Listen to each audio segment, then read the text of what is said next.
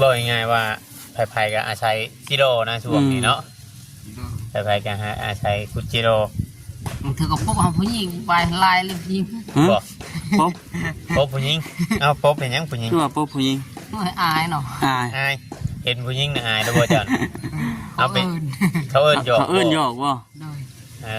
เอาเจ้ายังเป็นผู้บ่าวยังบ่มีเมียเขาก็ยอกเลยเนาะเป็นคนแบบว่าอายผู้หญิงนะเนาะบ่ง่ายเนาะทำกันกับเบายังหวานเอาฟูเด้อเนาะผู้หญิงนี่มันยังละอื่นนะสกปรกโสโครกบ่สกปรกโสโครกบ่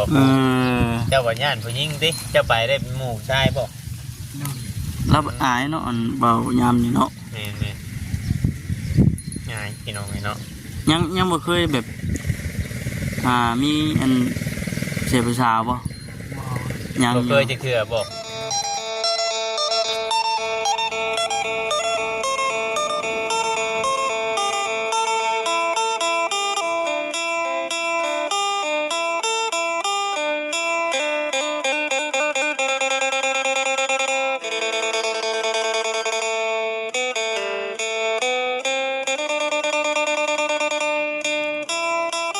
อันนี้บ่บัดนี้หากินแบบว่าหาเงินแต่เฮาบ่ได้ซื้อเขาแค่นี้บ่แต่ก่อนหาเงินนี่ต้องซื้อเขาไว้ก่อนดิเอาสบายดีเด้อบ่ยำเด้อสิเฮ็ดหยังบัดนี่ต้มมีมาสิต้มมีคือไผบ่ติดเราลมเราเป็นจังได๋ลมมาแต่หาคุดบ่เมื่อกี้นี่โดยได้บ่ได้2,000ได้3,000ซื้อมีมาต้มซับอยากมืดเนาะบ่คำมืดแล้วเนาะขอจะไปนั่งอยู่ใส่เฮือนเนาะนี่หงกูข้าวพุ่นไปบ่ไปนั่งหงกูข้าวไปเจ้าบ่ข้าวกินบ่มีเจ้าแล้วหิวข้าวแล้วจ้ะอดไล่อยู่บ่เอาพี่น้องเนาะก็คือก็ทักทายสบายดีเด้อพี่น้องเด้อมันยังกระสอบข้าวบ่ซั่นบ่ยำหิวแห้งเนาะโอ้เนาะมันมืดโคตรเฮือนเฮาบ่มีห่มเลยเฮาสิติดตะนั่งข้างนอนเฮือนนั่นบ่ยำนี่สิคล้ายกว่าเฮือนนั่นประตูนั่นอยู่พี่น้องเพราะอาจอยู่เทิงมันมีอันสังกะสีอยู่ฮะโอ้เนาะแน่นอนเด้อนะ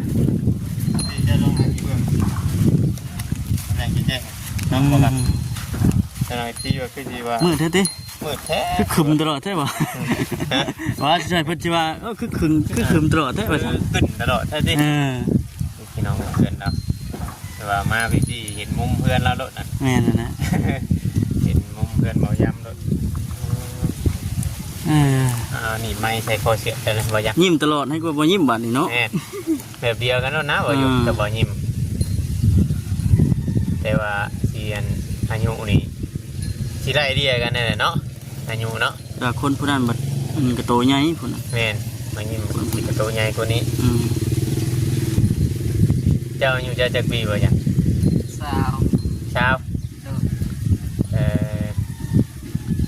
บ่ยิ้มเนาะก็ยังว่า20นี่แหละเนาะหมู่นี้เนาะ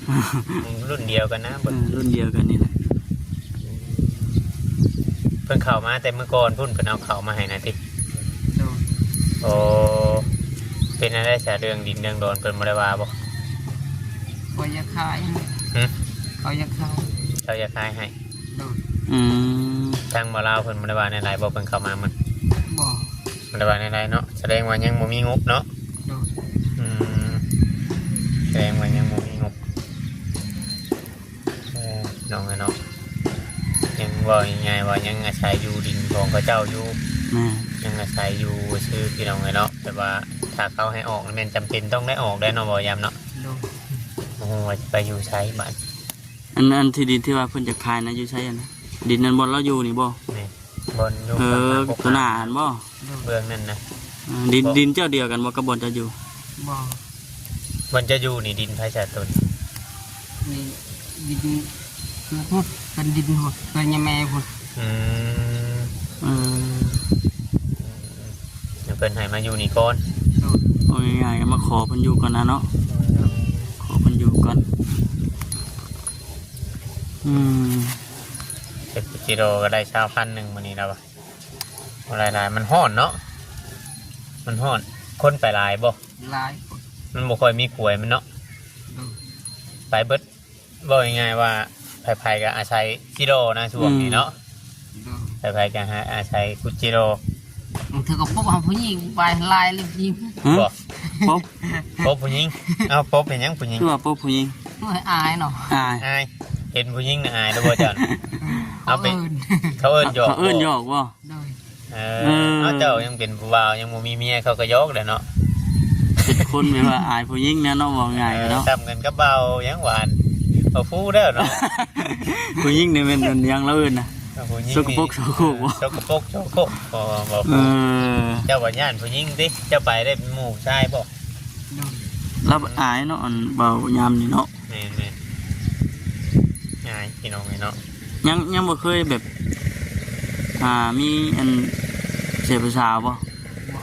ยัง บ่เคยจะเคือบ่ โดย บ่เคยมีเมียบ่ บ่ เย็นว่าเคยเอาเมียมาก่อน เคยแล้วคือสิวายปะนี่ดอกเนาะ เห็นไหมเพราะว่าบางคนน่ะ อันนี้ก็จะถามนี่บางคนเขาไปในแต่ละหมู่บ้านในน้อยๆเพิ่นก็เอาเมียนะเนาะแต่ว่าทางเจ้านี่ยังบ่เคยเนาะอ่า สาวเอิ้นใช่ก็ตายยังติแล่นสัตว์ตาตาดจังบ่แล่นกับป่าเลย เด็กกับมาได้ผู้สาวเอิ้นใจ ตัวเล่นยังโอ้ยไม่ได้อยู่แล้วเนาะ ก็สิว่าเล่นหยังบ่ย้ำอยู่ว่าเด้เนาะ เออ บ่ย้ำเล่นไปใช้เล่นไปหยังอยู่ โย่โอบอย่างเดียวบ่ย้ำแต่สิได้เมียน้ำหมูใช่บ่ย่านผู้หญิงฮะย่านผู้หญิงมันก็บ่ได้เมียน้ำหมูแล้ว คิดว่ายังสิเอาอยู่บ่เดือดจังไดบ่ยำลูกเมียนี่ กินอยากได้ คิดอยากได้อยู่ โดย แต่ว่าช่วงนี้ยังอายอยู่แสดงว่ายังบ่ถึงสายแน่นอยู่ซั่นเนาะ แม่น ยังบ่ฮอดยามซั่น ถ้าสมมติว่าลูกกับเมียนี่ไผสิแต่งให้บ้านบ่ยังฮะคุณจิโร่นี่บ่ฮะมันสิจุบบ่ คุณชิโร่แต่งเมียบ่ เออมันสิจุบบ่บ้านอันนี้คือว่าเว้าไปแอนก่อนนะสิดอกพี่น้อง แม่น ว่าตอนนี้ยังย่านผู้หญิงอยู่ แม่น แต่มื้อหลายมื้อหนึงเราย่านผู้หญิงนี่คือว่าสิเรียบร้อยพี่น้องกัน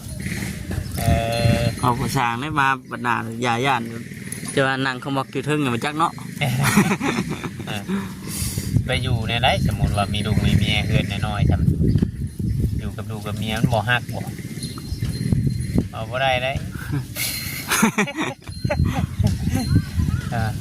ฮ้อนบ่ยามข่าวไปต่างคัง โดย คงสิฮ้อนนะเนาะ กลางเว้นเนี่ยแม่นลงมาอยู่ตารางพี่บ่ โดย เดือน ฮอนนั่นลิ มันฮ้อนมันแหมได้เนาะมันแคบได้พี่น้องเลยเนาะ เขาต้องเฮ็ดเตียงเฮ็ดหยังเนาะ นี่เตียงบนนั่งอยู่ เตียงเฮ็ดหยังเฮ็ดบ่นั่งบ่เช้าให้มันอยู่ให้มันไล่กันบ่นั่งว่าซั่นซะอยู่ห่มไม้ห่มตอกลมกกกขาม แต่ของเจ้าในเวลาฝนตกมาเนี่ยก็บ่ได้พระบ่ได้หยังบ่ได้เปียก ไม่ได้เปียก สิได้คลายตัวของประตูนั่นอยู่เนาะ แม่ เราขาดฉ่อยเบิดเลย ตัดมนต์เบิดเนาะคือว่านักหน่วงได้บ้านบ่ยำ เนาะ อาจติดสีไข้กลัวแล้วนอนอยู่ขีดินตะกี้เนาะบ่ยำเนาะ โอ้ตะกี้นอนอยู่กี่ดินบ่ ตะกี้นอนอยู่ขีดินนะตะกี้ตอนข่อยมาพ่อเราแรกๆอยู่ บ่ได้อยู่นี่บ่ บ่อยู่ชนเบื้องนอนอยู่ขีดินเด้อเอาไปตรงชื่อไรเอาไว้บกไว้บ่าไปให้พ่อจะเอา โดย ไปให้มามุงสิเนาะตัดงาให้งาอย่างมามุงแบบนอนอยู่ขีดินเลย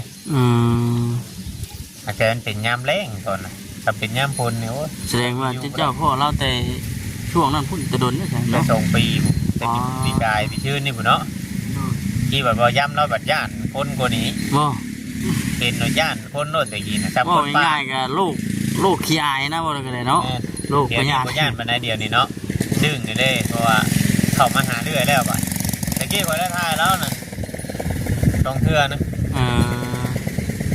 ก็มีเอฟซีหรือว่าผู้ใหญ่เพิ่นก็สนใจหลายอยู่ตอนนั้นนะวันนี้ได้ทั้งน้องเพิ่นมาแล้วก็มันโมเมนต์ที่ดินของเราเองแน่แล้วก็ขึ้นย่านแน่นี่เนาะตะกี้เราก็สิน้อยกว่านี้ก็มีย่าน เราเองในย่านเจ้าของที่เพิ่นมาไล่ในกับนั่นเด้ โมเมนต์ว่าย่านเจะของที่เพิ่นเนาะย่านชุมข่อยได้คนแปลกหน้า ค เนาะ นแปลกหน้า โดย ยังบ่ได้เข้ากับคนปานใดเด้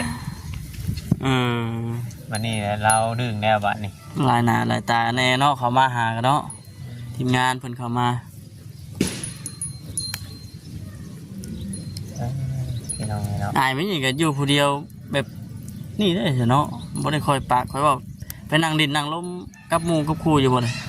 โดย กับหมู่ผู้ชาย เจ้าก็กินอิ่มกินเต็มอยู่บ่แต่ละมื้อฮะหาเลี้ยงตัวเองหานะกินอิ่มอยู่บ่ได้กินอิ่มอยู่บ่ กินอิ่ม อิ่มอยู่เนาะ โดย เออ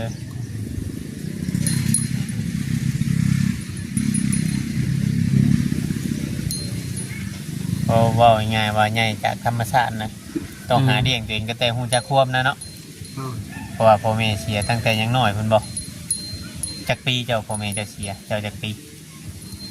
มันน้อยๆนี่ บ่ฮู้เนาะ โดย จื้อบ่ได้บ่ง่ายๆใช่ เจออะไร เออจื้อบ่ได้พี่น้องเลยเพราะว่าอ่าน้องเราก็คือสิยังน้อยผู้ที่ว่าอะไรผัวเนาะ โดย วันนี้แหละไปเอาผัวเป็นครอบเป็นครัวกับน้องสิเมื่ออยู่นำก็อยู่บ่ได้ ผิดปีเขาอีกเนาะทางนี้มันบ้านที่ทางนี้มันบ่คือกัน คือเจ้านี่มีผีอยู่บ่คือเจ้าน่ะ บ่ บ่มีบ่ โดย เออสมมติว่าเจ้าอันมีเฮือนมีชานนี่ไผสิมาอยู่น้ำก็อยู่ได้บ่ ได้ เออ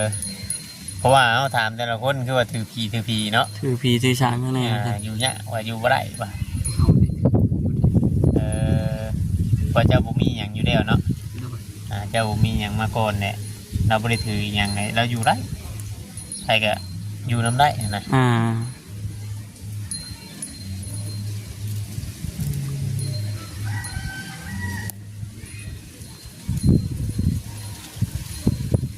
ข้าเพิ่นมาพบมาพ่อข้าเพิ่นมาถ่ายมาอย่างนี้ดีใจอยู่บ่ ดีใจ ดีใจอยู่เนาะ โดย ก็ได้เงินพอได้ซื้อกินนี่ก็ได้ข้าวได้น้ำไม่ได้พี่น้องเนาะที่ซอยเหลือเบื้องต้นไปนี่แต่ว่า FC หรือว่าผู้รักผู้ใหญ่เพิ่นก็พิจารณาไปอันใดพี่น้องบ่แม่นว่าถ่ายปุ๊บแหละเพิ่นชื่อให้ปรับลดหน่อยอยาก จะบ่แม่นเนาะ บ่แม่นได้พี่น้องเพิ่นก็เบิ่งไปก่อนนะ พิจารณาแต่ตองเบิ่งอีก แม่ว่าแต่ละครอบครัวมันก็บ่คือกันมันจะมีหลายมุมมองบางเทื่อบางทีแบบเพิ่นชื่อให้แล้วนะเพิ่นเฮ็ดให้แล้วแบบบ่อยู่ก็มีคือบ่สิ่งนี้แหละเนาะ แม่น เฮ็ด เฮ็ด ให้ เทือนใน แล้ว งานโดยไปอยู่น้ำปลาน้ำดอนมันดิพยายามได้อ่ะฮะเห็นว่าเฮ็ดเทือนในงานดิอยู่บ่เลย อยู่เนาะ โดย บ่แม่นได้เฮ็ดเทือนให้ได้ไปนอนอยู่ป่าอยู่ดอนจะสิไปอยู่บ่แบบ โดยยัน ย่านบ่ โดย หักบ่คนอันนี้น่ะสิบ่อยู่ป่าคนน่ะ แม่ คนขี้ย่านเด้ มักมาอยู่กลางหมู่บ้านสิดิ แม่นรุ่นเขาว่าผู้เขาว่าสิงรุ่น ไปหาน ย่า อน น อย่างแล้วนั่น รุ่นมีแต่ผีย่านเล่านั่นแม่น แม่ รุ่นไปหานอนอยู่น้ำปลาห้อยปลายางกูเนาะ แม่ ไปหานอนบนคนบ่ค่อยพ่อว่าได้นะว่าง่ายก็ได้เนาะ แม่ บ่ค่อยสุนาคนปานใด แต่เช้ากินยังมื้อนี้แต่เช้าน่ะ มี กินมีคือเขา โดย มากลับมานี่กินมีคือเขา โดย เอาบ่ได้หุงข้าวบ่ใช่ เขาพูดมาไว้ หุงไว้แล้ว โดย แต่ว่าต้มมีเนี่ยต้องกินกับข้าว โดย ม ต้มมีแล้วก็กินกับข้าวอีกแต่ว่าหุงไว้แล้วอันข้าวอันหุงไว้แต่นั่นบัดนี้กลับมาดอกไผ่มอดบัดนี้เพื่อกุดจิโร่เพื่อจะฮอด20,000จักโตพันทางนี้ 80 หึ 80โต2,000 80ตัว3,000 4โตพันเนาะ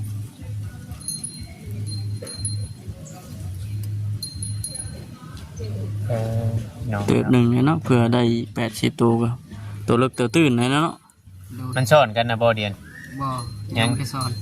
ยังเกี่ยวเข่าคนแน่เนาะ เดือน11พุ่นแล้วเนาะ วันนี้เกี่ยวเข่าก็ยังจะมีคนคุดอยู่บ่จิโร่ยันว่าเขาไปหาเกี่ยวเข่ารับจ้าง บ่มีคนพูด คุดคือเขา โดย อ๋อชวนหลายเกี่ยวเข่ารับจ้างก็มีคนจ้างอยู่บ่ทาง มี วันเท่าไรเขาจ้าง วันละแสน วันละแสน โดย วันนี้คุดจิโร่นี่บางเทื่อก็หน่อยคนได้สิไปเนาะเพราะว่าเกี่ยวเข่ามันหลายๆกว่าเด้ คุดจิโร่บางมือวันหักเพราะว่ามันบ่เต็มมือจิโร่น่ะซ้ำนี่ก็มาแล้วก็ได้30แต่ว่าขวยมันสิร้ายยามเกี่ยวเข่าเนาะ โดย เพราะมันออกขวยได้ยามนะ มีแถวข้างหน้าละ เขาให้คุดบ่บัดเกี่ยวเข่าแล้ว โดย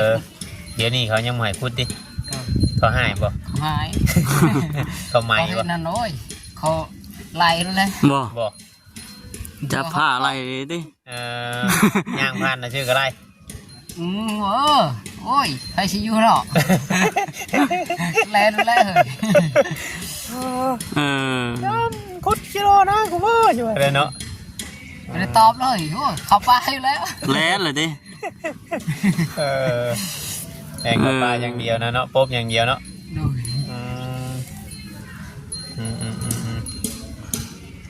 อาชีพหลักๆเจ้าเนี่ยคือว่าจิโร่เนาะกี่ซีปีนี่น่ะได้ขายจะคือได้กี่ซีปี ไม่ได้ขายเลย บริหารบอก ดู มีแต่หาแต่จิโร่อย่างเดียว ดู บัดย่ำแต่ช่วงจิโร่ยังหมูมีได้ใช่หายัง เดี๋ยวก็ไปงานแถวบ้านนี่แหละเขาจ้าง เขาจ้างเห็นยังชวนลายเขาจ้างทาง ตักละหัว แต่ละพวก ไม่ทางป่าใช่บ่ ดู อ๋อแต่ละพวกตัดไม้ทางปลาเขาจ้าง อืม กี่ซีนี่มันปีนกงไม้มันขึ้นความเสี่ยงหลายโพดเนาะ งานสั้นสูงนะเพิ่นเดินตัวนี้ งานกี่ซีนะ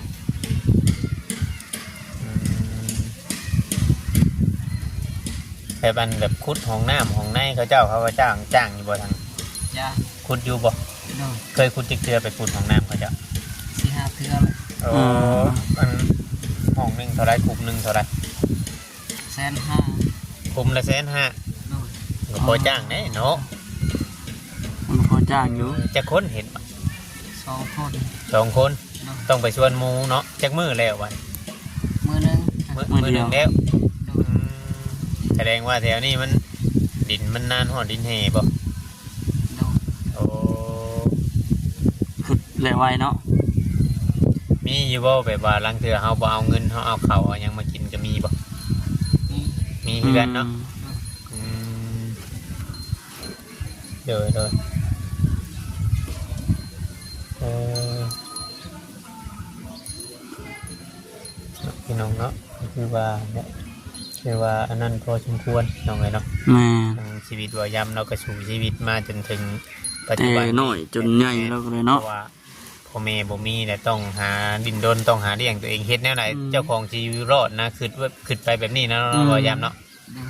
คิดว่าเฮ็ดแนวไหนเฮาสิอยู่รอดนะแต่ละมื้อเนาะบ่แม่นว่าสิอัน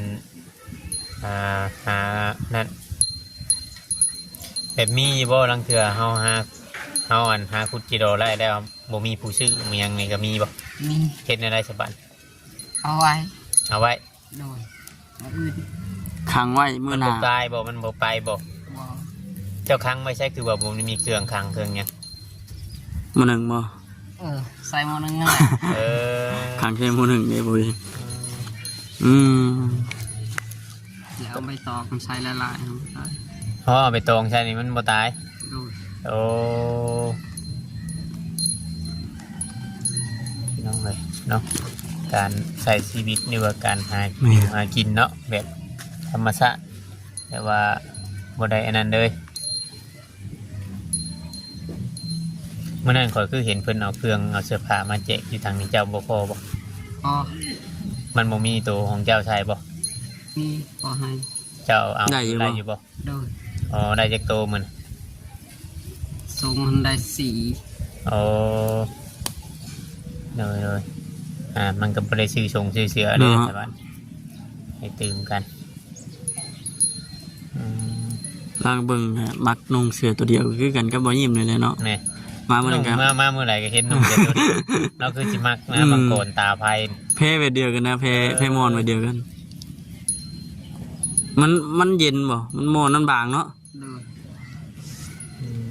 มันนุ่งง่ายอะไรพี่น้องนุ่งง่ายมันก็สิซักง่ายเพ แม่น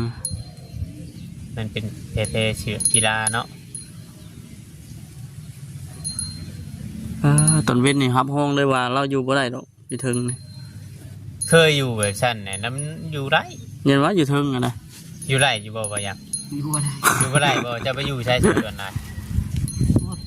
อย่างนั้นน้องคน อ๋อไปนอนอยู่เตียงเพื่อนเขาพุ่น ดู เออ อันนี้ขังบัดย่ำมันนั่นได้บัดนี่สมมุติว่าย่ำเบิดผลเบิดหยังต้องเอาออกบ่ บอแหละ ฮะ เอาไว้นั่นแหละ ยันว่าเฮาอยากนั่งตอนเว้นอยู่บ่ได้ต้องไปหาอยู่น้ำผมไหม้ผมตกอยู่เตียงอยู่หยังเพื่อนเขาเจ้าพุ่นได้เนาะ โดย อยู่บ่ได้หรอกถ้าว่าเฮาสิอยู่แบบนี้อยู่บ่ได้เพราะว่ามันนั่นมันร้อนแห้งเด้ เล็กสิว่าเนี่ยอะไร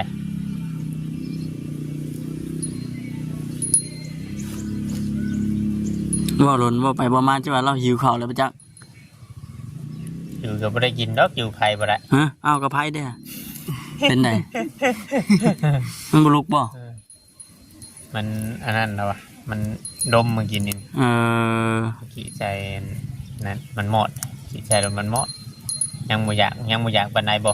บ่ มันอยากกว่าใดอยู่ผู้เดียวนะเนาะกินอะไรก็กินได้ไปฉัน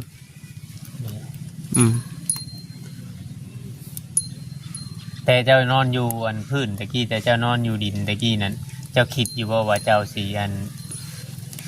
มีเพื่อนน้อยซำนี้ บ่คิด บ่คิดเลยบ่เฮ็ดแนวไหนอันไปผิดพลาดแบบว่าแบบไรจึงว่าจังไรเฮือนแบบนี้ พลิกไปเปลี่ยนอะไรดิ ไปพลิกแนวไรจังว่าแบบไรแบบนี้ ว่าเขาว่าถ้านอนดินแบบนี้ตายแล้วเนาะ เดี๋ยวเฮ็ดได้บัด ไปหาไม้ ไปหาไม้มา โดย ไปหาไม้มาแบบเลยมาเฮ็ดแบบนี้ โดย จักมือเก็บโฟมใหม่จังไรเฮือนน้อยซำนี้ ซื้อเลขหันถึกเลข60,000 ถึกเลข โดย ได้ โดย เราซื้อเลข โดย 60,000ถึกเลข60,000น่ะไปซื้อไม้ โดย ถึกเลข60นั่น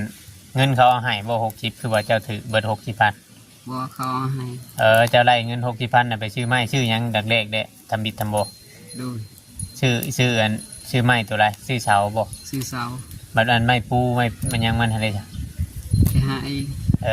ไปหาเก็บมาปีดมันยังที่เขาทิมฮัด60,000ได้เสา4ต้น แปลว่าสมมุติว่าเฮาไปหาตัดเอาน้ำหน้าคนนี่ก็บ่ได้บ่ใหม่ครับ บ่เขาหา เขาหายเนาะ ไม้ นี่แหละพี่น้องเนาะคือเรื่องราวชีวิต ใหม่เนาะ บ่ย่ำเพิ่นก็ได้คล้ายๆเคียงกันกับมันบ่ยิ้มพี่น้องเนาะโอเคจะไปต้องคลิปนี้ก็สบายดีนะพี่น้องเด้อ